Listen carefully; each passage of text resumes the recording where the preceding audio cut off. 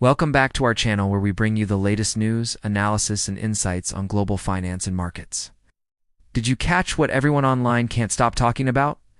Out of nowhere, global TV networks and finance channels flashed a shocking new exchange rate for the Iraqi dinar. Within minutes, social media went crazy.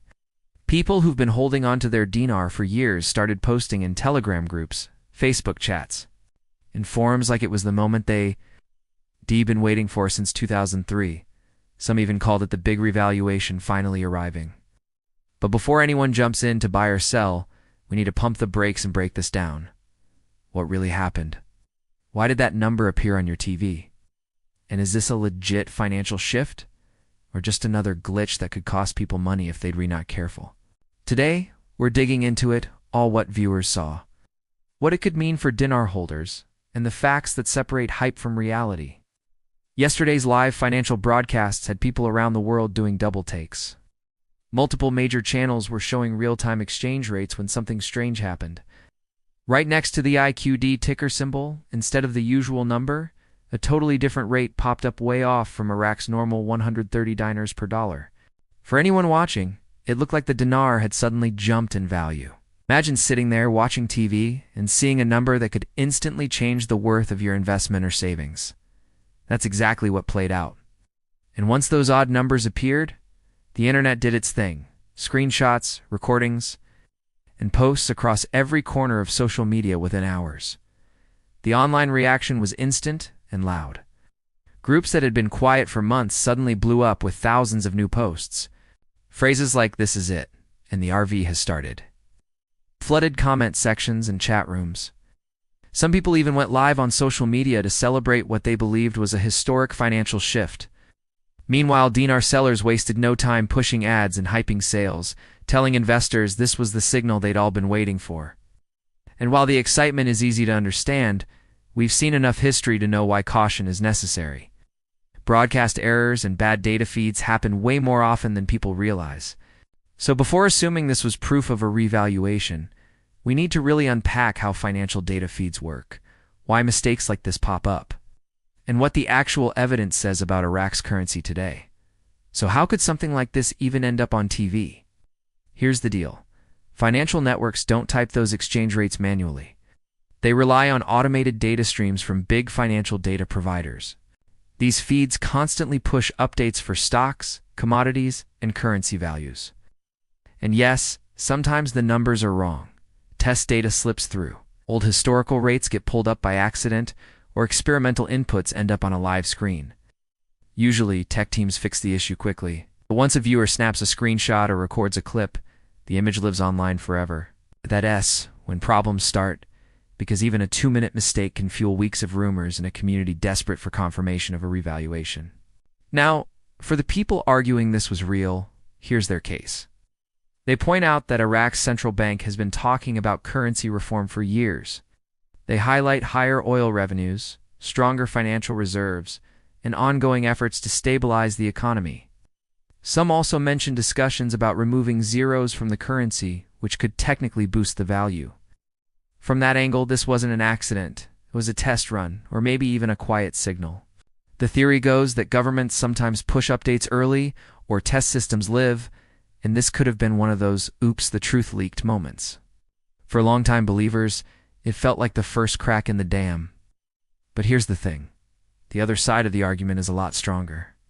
If Iraq had really changed its exchange rate, it wouldn't be a secret. The central bank would have put out an official announcement. Government websites would have updated. International banks would have adjusted their systems. Forex markets would have exploded with activity. None of that happened. TV showed one number.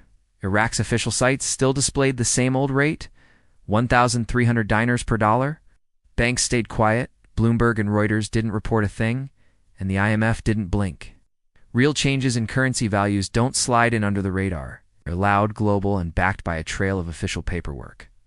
To really get why this couldn't have been the RV, we need to walk through how currency reevaluations actually work. When a government decides to revalue, it's not a random surprise overnight. They announce it clearly, explain the new rate, the reasoning, and the timeline. Banks are prepped with instructions. In many cases, new notes are printed with security features to match the higher value. The public is educated through campaigns, so citizens know what to expect. International players like the IMF usually get involved. Which brings us to a crucial point. The dinar hasn't seen any meaningful increase in value in decades. Its official rate was set at 1180 dinars per US dollar in 2003, after the invasion. Then it gradually slid upward to the current 1300 in 2020. Even if Iraq wanted to change the exchange rate, it wouldn't be to some magical new number overnight. Reevaluations typically involve small, gradual adjustments over time to reflect economic shifts. No one expects a sudden jump to a past exchange rate. So what exactly did viewers see on their screens? The answer is complicated. Fortunately, pinpointing the exact source of the error is hard without inside information. The data feed could have originated from a third-party vendor that makes mistakes. Sometimes banks input dummy data into testing environments, but those placeholders can accidentally leak into live feeds. Or it could have been an internal mistake by the TV network. Regardless of the cause, the important thing is that no official source published this new rate. It wasn't a deliberate test or an early leak, just a glitch. So why does it even matter if this was just a mistake? Because every time it happens, it stirs up false hope. People who've been holding dinar for years sometimes make risky decisions in the heat of the moment. Some rush to buy more, thinking they'll strike it rich overnight.